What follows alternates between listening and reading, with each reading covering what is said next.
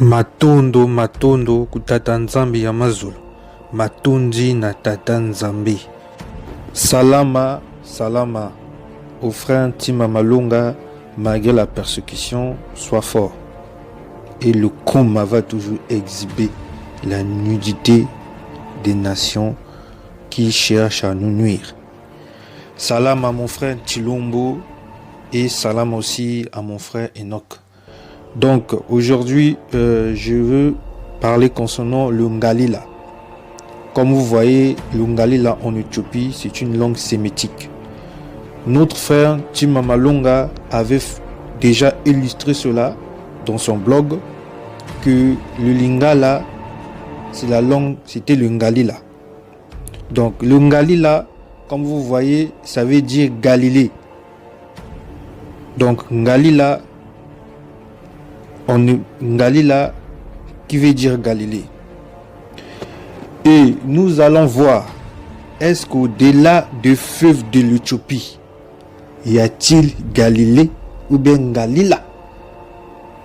Parce que la prophétie dit ceci, Sophonie 3, verset 10, d'au-delà des fleuves de l'Éthiopie, mes adorateurs, mes dispersés m'apporteront des offrandes. D'autres versions disent au-delà des fleuves de Nubie. Vous savez qu'il y a des gens qui sont émotionnels. Ils vont dire comment ça Nubie c'est l'Éthiopie, comment ça Soudan c'est l'Éthiopie. Voilà, on va voir dans ce livre description de l'Afrique de Jean Léon l'Africain. Nous allons voir ce qui est écrit. L'expression terre des Noirs traduit l'Arabie, Bilad et Soudan, dont nous avons tiré le mot Soudan qui a pris une acceptation géographique limitée. Éthiopie a le même sens. Le grec et l'auteur emploiera pour faire cette domination et il désignera aussi sous le nom Éthiopie ou de haut de l'Éthiopie. Vous avez le grand bassin du Soudan ou Éthiopie. Mais vous regardez au-delà, c'est du Cameroun, Centrafrique jusqu'en Afrique du Sud, Kenya, tout ça. La Bible vous dit des choses vraies et vous doutez toujours.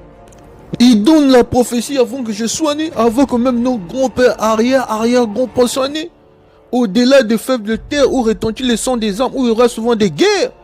Et depuis 1960, on a constaté la terre là souvent des sons des armes. Vous voyez les trucs rouges là, ça veut dire les guerres. Jusqu'aujourd'hui, il y a des sons des armes même en Centrafrique. On est en DC Congo, Brazza. La Bible vous dit les choses vraies et les Bantous, les Kamites qui viennent cracher sous la Bible c'est pas les histoires de quoi que ce soit. Faites attention.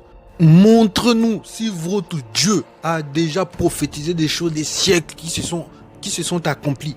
Montre vers ce peuple redoutable depuis qu'il existe, nation puissante et qui écrase tout. Et dont le pays est coupé par les fleuves.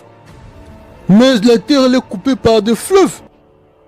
Mais la Bible vous dit les choses vraies et les Kamites et les Bantous qui viennent cracher sur ça vraiment. Si les dispersés sont au-delà du fleuve de l'Éthiopie, c'est qu'ils ont apporté des expressions qui étaient dans leur ancienne ville. Cependant, nous allons partir voir d'au-delà du fleuve de l'Éthiopie s'il y a le Galilée aussi là-bas. Galila. Nous allons en RDC. Comme vous voyez, il y a Galila en RDC, Galilée. Ils ont gardé la langue, le Kikongo et le Lingala. Donc, c'est bel et bien la carte de la RDC. Vous voyez Galilée, et on est en RDC, Galila. Donc, les dispersés ont apporté les expressions de leur ancienne ville en RDC. Et vous voyez bien, c'est Galilée. Galila. Nous allons maintenant voir comment ils appellent le Lingala. Il y a une tribu qu'on appelle les Ondés. Les Ondés, c'est une population bantou d'Afrique centrale.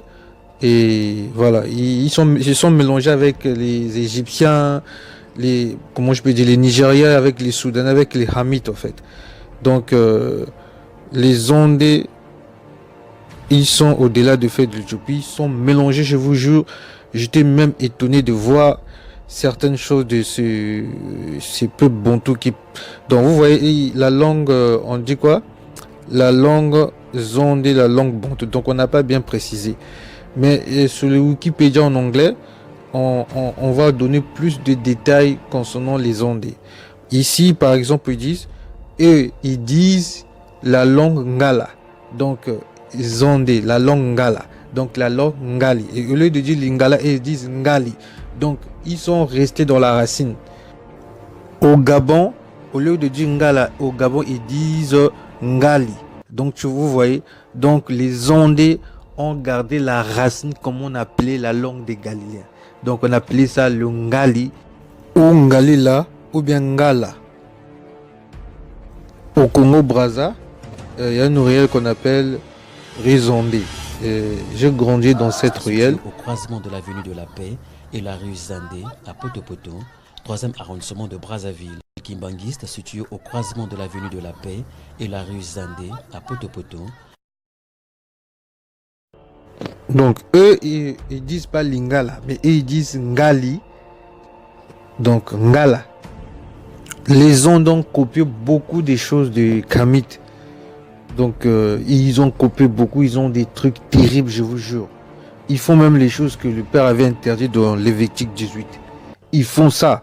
Donc nous pouvons voir même ce livre-là, on parle d'eux ici. On peut lire vite fait là.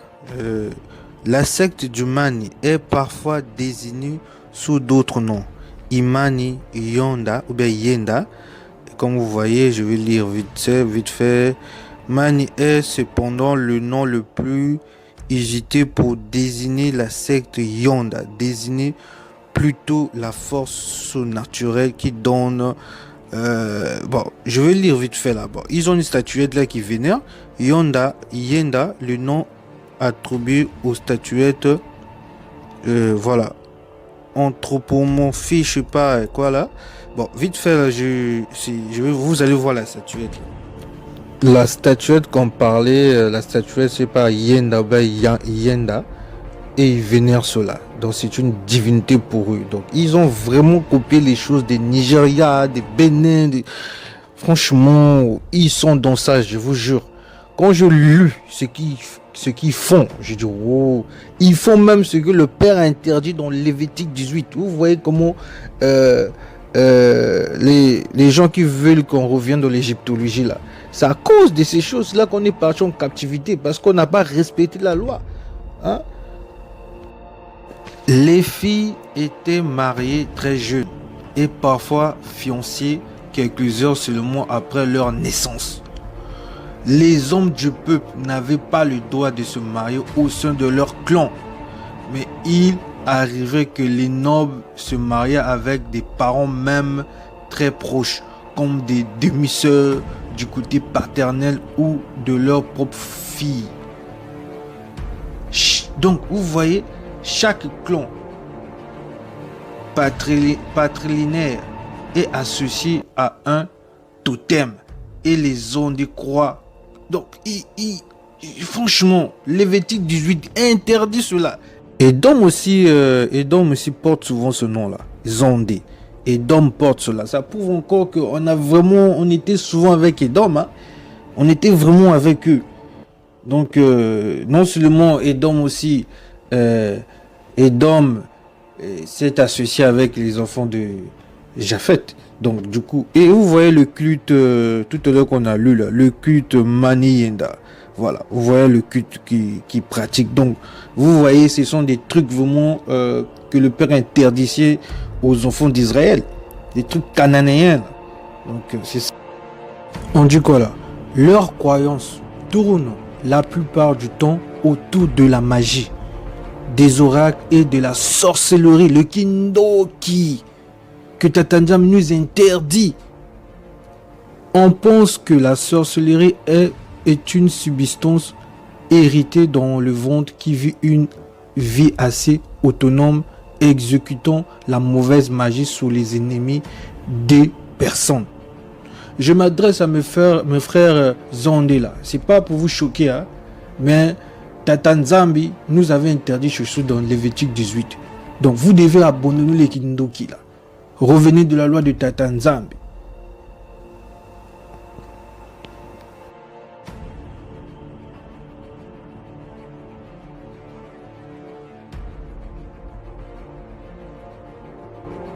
Donc le ngali là, c'est une langue sémitique en Éthiopie. Donc s'il y a des gens qui refusent que nous ne sommes pas des Israélites, vraiment, je ne sais pas. Et au-delà de fleuve de l'Éthiopie, ici, vous avez Ngalila, Galilée. Édom aussi porte le nom Ngalila. Parce que Édom ici est sémitique. Hein? Même les Ismaélites, là, les turcophones là, qui sont devenus aujourd'hui, eux ici portent les noms Galil. Ngali toujours, parce qu'ils sont sémitiques et nous portons cela. Ça prouve que nous avons émigré au Gabon, du quoi, République de Ngali. Mais vraiment, les Indiens aussi portent cela, parce qu'ils ont vécu avec les Israéliens de la Bible. Lorsqu'on était parti en captivité, on était parti vers chez eux là-bas. Nous avons Tola, la définition ça veut dire étoffé. Mais c'est la même chose dans les dictionnaires Kikongo. Tola dans les dictionnaires Kikongo ça veut dire étoffé. Hein? C'est la même chose. Et quand nous regardons encore Tola, qu'est-ce qu'on dit? On parle du corps. On parle du corps, on parle de la peau. Mais c'est la même chose dans les dictionnaires Kikongo. Tola, ça veut dire la peau. S'ils ne sont pas des sémitiques, qui nous sommes alors? Comment se fait-il? On a toutes les expressions là. La ville de la tribu de Dan fut appelée El-Teki. El-Teki. C'est, je pense, Josué 19, verset 44. Vous voyez El-Teki. C'est écrit El-Teki. Elle est souvent traduite soit par la force, par la puissance. Donc vous avez El et Teki à part aussi. Lorsque nous regardons la définition, on dit quoi? Laisse Tatanjam les chasse. Mais lorsqu'on chasse une personne, c'est pour les dresser. Mais quand nous regardons dans le dictionnaire Kikongo, le mot Teki veut dire dresser. Ça veut dire dresser. Tendre des pièges. Et le Père ici avait mis un piège aux enfants d'Israël. Maintenant, regardons le synonyme de laisser. Ça veut dire remettre. Dresser, remettre, c'est la même. Remets ça à sa place, tu dois la dresser. Tu dois le remettre à sa place. C'est la même chose. C'est la même définition. Toutes les expressions qui se trouvent au Moyen-Orient, au Israël, ça se trouve au-delà des fleuves de l'Éthiopie. Est-ce que le Créateur peut mentir? Je veux finir avec ce verset.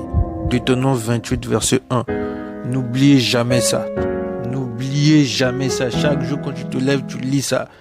Oui. Ça sort comme la larme. Je suis en train de préparer une vidéo. Et la vidéo, ça sera une arme acquise pour nos frères. Contre les gens qui viennent dire la loi, c'est l'Ancien Testament. Dès qu'on va poster ça, ce sera une bombe pour eux, ils vont fuir. Donc le Très-Haut soit glorifié.